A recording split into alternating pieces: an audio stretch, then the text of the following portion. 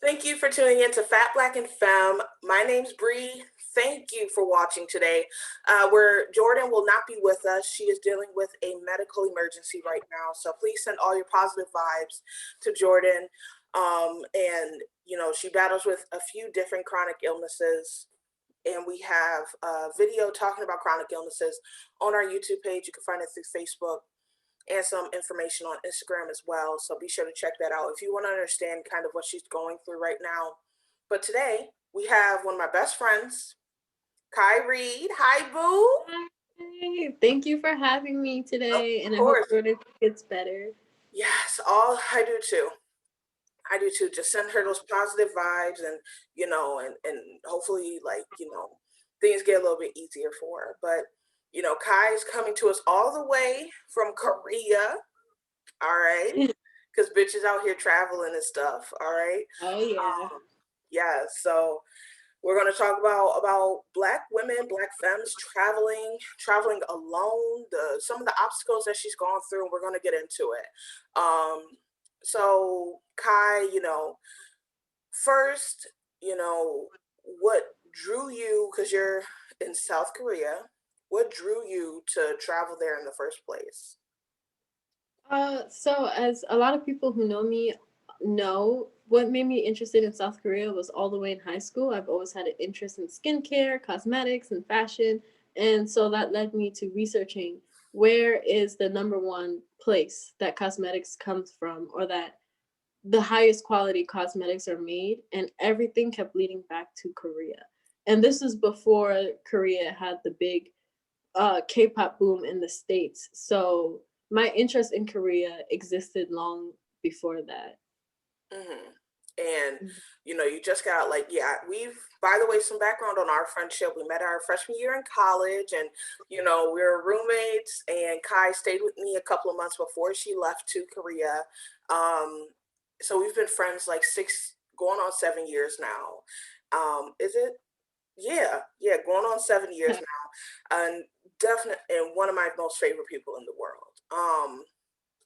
And now she's half a world away, like an entire world away. Um, Oh yeah. but ever since I've known you, I've known that this is something you've wanted to do, and something a dream you really wanted to realize, and you worked really hard to do it. Even when things didn't look certain. I remember in college, you were supposed to go to China to at Yeah. least get over in the realm of that world, and that got dashed. So, like, being able, how does it feel that you're finally here, that you're finally, realizing this dream? It feels really amazing, but it feels really surreal. Especially, I never imagined coming over in a time like COVID, where Korea looks absolutely different as to how it would look normally. Like, a lot of businesses have closed. Um, there's a lot less people out in public areas. However, it's still amazing to be here, amazing to see the culture, amazing to see how things are conducted here, especially in comparison to the States during such a crisis like this. Mm. Yeah, and that's the thing that I guess it makes it bittersweet in a way. I mean, hopefully you're there during a time when COVID is less, as we're getting through it, as vaccines are coming out, things are getting better. And you can see the country for its full beauty, with everything open and available, and things like that. But I'm glad you're there. I'm glad you're realizing this. But you've been there 2 months now. Absolutely. Yeah, 2 months. And so, how has your experience as a Black woman been, being in a culture that, of course, there's a lot of idolization for hip hop there, for the Black culture. But as we know, worldwide idolization for Black women doesn't really transfer over as easily. How has your experience been as a Black woman there? Absolutely. I think it's been different from what I expected, and a lot of like from seeing other people's YouTube videos or experiences, like there are a few myths. For instance, like when I researched it before coming, a lot of people say how people come up and they grab or touch your hair, especially without asking. Mm, Um, that hasn't happened to me, and I'm not sure if it's because of COVID. I know it has happened to other people. Additionally, I'm not sure if it's because I lived in Seoul where there are more foreigners who are common, but now I live outside of Seoul and I haven't had that happen to me yet, but have had a lot of people stare. Um, but I've also had a lot of people come up and try to be my friend just on the basis of being a foreigner. Another thing, common myth that I see a lot of people spread is saying that just because you're a Black woman in Korea, you're automatically ugly. That's not true. I haven't had anyone really come up and say like, "Oh, you know, you're ugly," or overheard people calling me ugly. I've had a lot of people come up and do the opposite and just really appreciate a different kind of beauty without fetishizing it, which is great. Um, but then at the same time, there are bittersweet moments, as you said, like hip hop and Black culture is really popular in Korea, but there still is a lot of like idolizing whiteness. And there still is a lot of, although Black culture is popular, Black people still aren't treated as a part of that culture, you know? Mhm. But one other thing I would like to say is that there are different communities that I've learned here. So like there are some people who are interested in like pop culture and that completely erases Blackness from it. But there are people who are interested directly in hip hop and that actually centers Blackness in it and Black creatives. It pays a lot of respect to Black people. Mhm. Yeah, I think a lot of places, we go with misconceptions, we go with already conceived ideals. We go with what the world taught us about it. And I have no doubt that wherever you go, certain ideals will be like, okay, this doesn't happen. This isn't Mhm. actually what happens. Um, and I'm glad that, some of and it definitely could be due to COVID. People are not just touching people anymore. That's not a thing. Yeah. But Black women are often seen as zoo animals, and the hair, and that's worldwide. Like it's not just there, of course. So if anything, there are some things that I say are going to stick around after COVID, and hopefully it's to touching Yeah. people. Don't touch me. Period. Period. I remember That's it. I was working at a job and we had an event outside, and this drunk white woman came up and touched my hair. And I wish I was the Brianna I am today. Yeah. Or maybe it's better for me that I wasn't, because I would have went to jail that night. So maybe for me it's better that I wasn't that Brianna. But integrity wise and feeling like disrespected, like I wish I was who I was today. Because no, don't touch me. And I don't know why people think that's okay, but yes. So now that COVID's there, certain things will no longer be in play, such as people being too close or touching you and things like that. You traveled there by yourself. You also are no stranger to embarking on journeys by yourself. You moved to DC alone. You've kind of always charted your own path. Um, but Korea, that's different than a couple states away.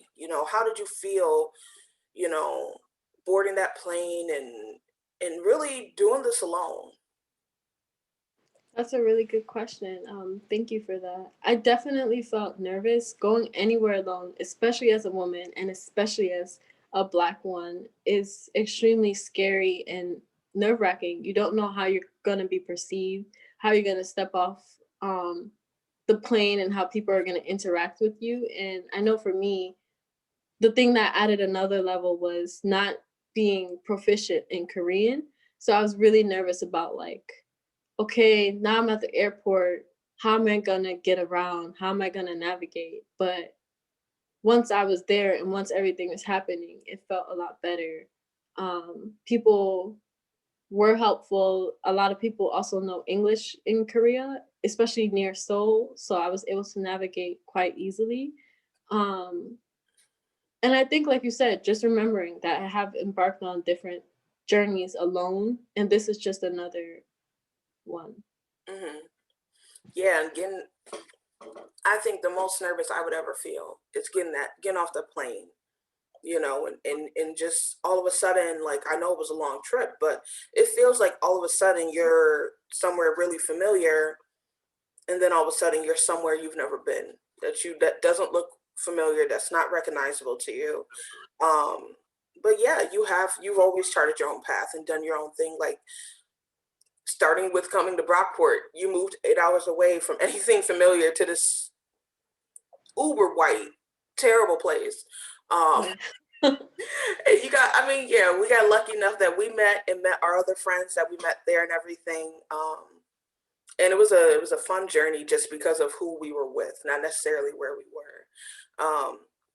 But even starting there, you've never been scared to like do like, you know what? I think this is the best option for me. I'm going to surge ahead. And I think that's a lesson a lot of people could learn. It's something I think all of us battle with, moving, thinking about having to be in other places. How do other people do things? And, it's Yeah. scary. It's so scary to completely uproot your life and go somewhere, but you've done it multiple times. And I think you always fall on your feet and upright, and you figure it out as you go. So as you got there, you had some opportunities waiting for you. Do you want to explain kind of like what your work life situation is right now? Absolutely. My schedule right now is extremely hectic. Back in the States, I'm actually a first generation American. So kind of coming here and being a first generation immigrant, um, I get to understand what my family went through a little bit more. So in terms of career, like I work at a school right now from 1 to 8:30. On the weekends, I go to beauty academy to get my esthetician license. It's taught all in Korean, and my Korean is not the best, so I have to study. And then in addition to that, I was offered a scholarship to work a scholarship to attend a university here, and that would add an additional thing onto my schedule. So it's having to balance all of these things that I want to do, in addition to having my job in the States, which will end soon. So I'm working in different time zones. So as soon as I stop working at 10 p.m. here in Korea, I work from 11 p.m. to 7 a.m. and then the cycle continues. Wow. When do you sleep? Wherever I can, if I can, because some days it's not always extremely possible. So Mm. Well, as a friend, please take care of yourself. I know it's only a couple weeks left of the other job, so your nights there will soon be free. And, I think, like I was telling you before we started recording, it'll get easier. It'll get easier once you can kind of just focus on your life there, and you don't have to worry about that old job that you know, are parting with soon. And that's what's important. Things will definitely get easier.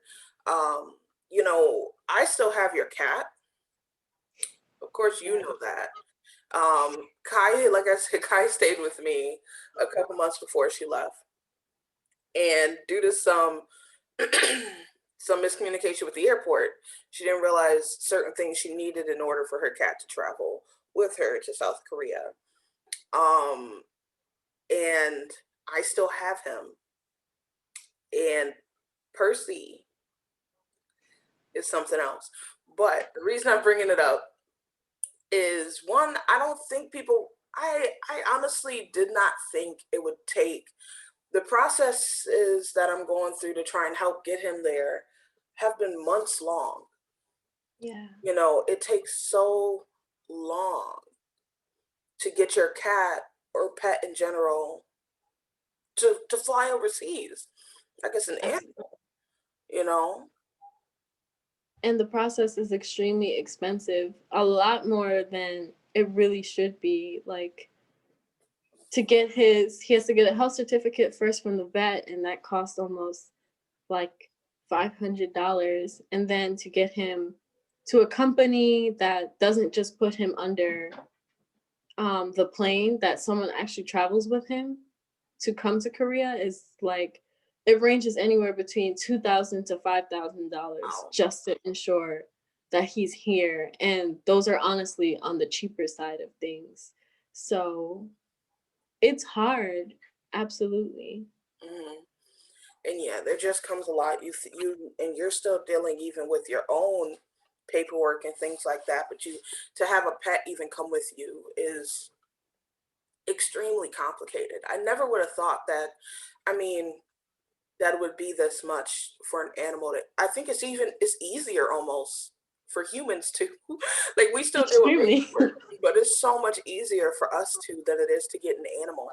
And it stinks because I know Percy is also an emotional support animal. You've had him since she was a kitten, Yeah. and and he. I didn't know animals could have such anxiety, but he got it, like separation anxiety, definitely. Like he's never been this away from you this long. As he Absolutely. sleeps in his bed next to me right now. Um, and it's a struggle. So I know you're also like when you moved to DC, you at least had Percy, Yeah. and you moved. And No, go. oh, and it's such a, like you said, I've had him since basically he was born, like 2 weeks right after, right attached to my hip essentially. So he helps me and I help him, and it's been hard without him because he is like my emotional support animal. And I I'm excited for the day that like we're able to come together again, because I don't know how to describe it, but Hmm.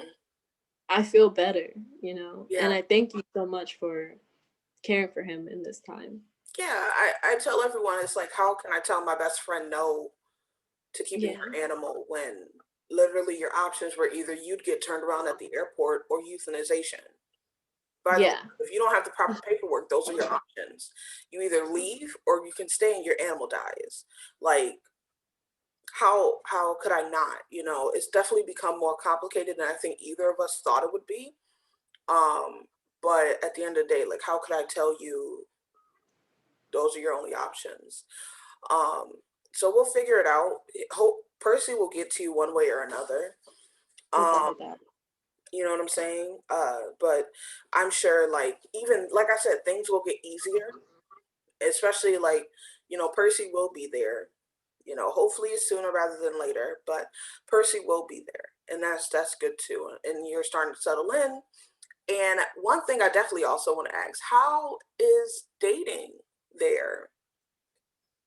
I think in lieu of COVID, a lot of dating has been on applications. Hmm. So I think that's the primary way people are dating. But I think dating here goes extremely well, at least for me. I like that the cultural customs, a woman, especially being a black woman who's normally expected to take on so much and like oftentimes split the bill or something, here that's not expected of me. I'm still treated as I'm a woman, you know. So I think that's really good, Yeah. a good portion. What has been Mhm. some of your most favorite experiences so far? My most favorite experiences, I think going to a date to an arcade, that was really fun because we don't really have arcades that much in America that much anymore. And arcades here are extremely old school. And then another would be going on a date to Busan, which is a long drive, I believe like 4 hours, and then staying in a hotel, just really beautiful experiences and scenery. Hmm. Do you have any advice for, I mean, Black women, Black families who are looking to one, travel alone, looking to make that huge adjustment of moving somewhere else, maybe, and doing that alone? Like, do you have any, recommendations for them? I think my recommendation would be to go for it. as scary as it may be, there's always a solution. And to do your research, if one way falls out or falls through, there's several other ways that you can get here that are non-traditional. Like when I originally got here, I got here through a language program, a language visa, when traditionally other people get here through a E2 visa, which is to teach and or to go to school, and those have both fallen through at the time. So there's always a way you can get here. Just please don't give up, do your research, and believe in yourself. Mhm. Yeah, because I mean, that's what you got to do. You know, it's not an easy thing to uproot yourself, but I'm sure like you don't regret doing it. You don't regret your experiences that you're having, you know, and I think it's going to be a fun time, you know, once we figure out Percy and you stop working actually 24/7. Um, I think things are going to feel like home, you know, very soon there. What things do you miss about America? The food. Yeah. Yeah, like I miss soul food so much. And it's like the only place we can really get like soul food or like buy food is typically in Itaewon, which isn't close to me right now, but that's where a lot of like black foreigners are. But sometimes a lot of the food is like Korean version of what the food would be in that culture. Hmm. I went to a Jamaican restaurant in Itaewon and they had like jerk ribs and I think mac and cheese, and anyone who knows Jamaican culture, you know we don't make mac and cheese and not to trust our mac and cheese. Hmm. Um, it's true. Um, but it was cool to see that, and it was cool to see the fusion or interpretation of that. Hmm. Well, that's great. I'm sorry. I know you miss my cooking. Um, Without a yeah. And when I come to visit, I probably can't bring it with me thinking about it, but well, what's, before we go, what's the weirdest thing about Korea for you? for me, the hardest thing to adjust to is that there are no ovens. And that's what I was looking for you to say. Yeah. It's like, I don't know how I could do. So what's there instead of an oven? Just like a stove top, like Hmm. a electric stove top. But yeah, there's nothing. There's just like you open the bottom of it and it's like a storage area. So Mm. yeah. I So you miss cakes and everything too then. Yeah. You can't do Super. anything. I was about to say Absolutely. we can buy stuff to make stuff, but like you don't have an actual oven, so it's like No. you But a can't do lot of anything. people they suggest getting a toaster oven, but it's expensive, so Yeah, toaster or ovens maybe I'm are not cheap. looking in the right places. I mean, toaster ovens, you could find them on the cheap, maybe on Amazon or something, but it's not exactly the cheapest, no. So Oh yeah. I don't blame you. But wow. I can't imagine not having.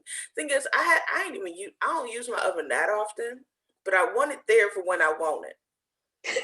And that's really, I think, the thing for me is like if I want to make a cake tonight, I want to have that option. I don't like it being Oh, taken away from me. But oh. yeah, you know, so all right. I think, you know, do you have any final thoughts for viewers, for anything? Yes, my final thoughts are please subscribe to my friend's channel. Like it's amazing, amazing content, and there's only more great stuff to come. Oh, That's thank it. you. And before we wrap up here, you know, once again, just wishing some positive vibes to co-host Jordan, who's in the emergency room right now. You know, she's just feeling some pain, so she's getting that taken care of. But you know, we're wishing positive vibes, and hopefully, she's with us next week for our shows. And you know, next week we start Black History Month, and we got some fun topics coming up. So be sure to, you know, look out for Facebook, Instagram, YouTube, all those great things. Subscribe, like, comment, share, and you know, be sure to tune in every Saturday. We have new episodes, new content, and we're also looking for sponsors. So if you want to be able to reach our audience, you know, we have a lot of dedicated listeners and watchers. and viewers on all of our platforms. So if you want to be a part of the Fat Black and Femme family, it's very easy. Just be sure to message us on Facebook or Instagram. Our email is also available, fatblackandfemme@gmail.com.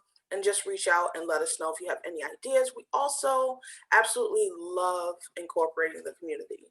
So even if you want to be on the show, if you have a topic for the show, any reason, if you want to say hi, any reason, please feel free to reach out. And with that, thank you for tuning in today. Ky, thank you so much for your update from Korea. And you're tuned in to Fat Black and Femme. Be sure to like, subscribe, share, comment, all the great stuff. And we'll see you back here next week. Thank you. Bye.